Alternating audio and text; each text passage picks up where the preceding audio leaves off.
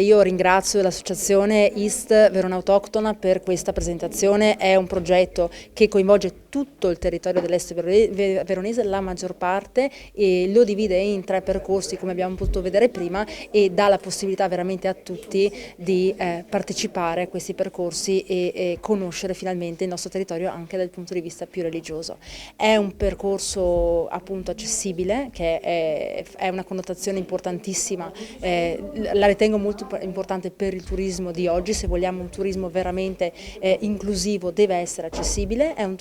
si presta a un turismo lento e soprattutto si presta a una varietà di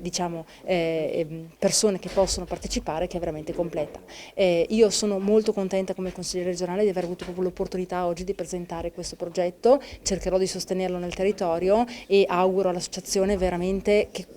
la realizzazione completa del progetto e che per gli anni futuri ci sia proprio un'implementazione proprio anche dell'offerta, perché è un progetto che merita. Il centro turistico giovanile nasce nel 1949 da giovani di Azione Cattolica che vogliono offrire l'opportunità di vivere un'esperienza turistica, capendo che il turismo è un elemento di aggregazione sociale importante. L'apporto che come associazione abbiamo dato a questo progetto è il sostegno, la messa a disposizione della rete nazionale che va a supporto e soprattutto il supporto valoriale, perché questo progetto proprio si radica nei valori dell'associazione.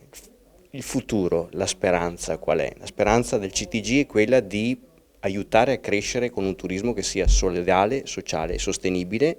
Oggi il turismo ha degli impatti positivi e negativi, noi vorremmo che li avesse solo positivi e quindi ecco, il nostro sogno è che progetti come questi aiutino a costruire città ospitali, che è la nostra speranza. Come associazione l'idea l'abbiamo sostanzialmente maturata al nostro interno,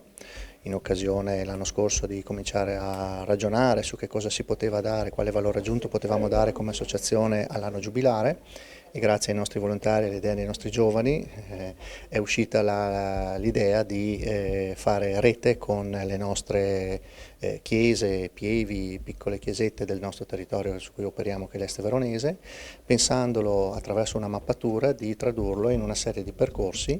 ed itinerari che il fedele non solo potrà percorrere nelle modalità che avete visto, sia a piedi che in bicicletta, o comunque contattandoci anche per eventuali percorsi personalizzati, e quindi dare una proposta, portare il nostro piccolo contributo a un anno così importante quale quello dell'anno giubilare.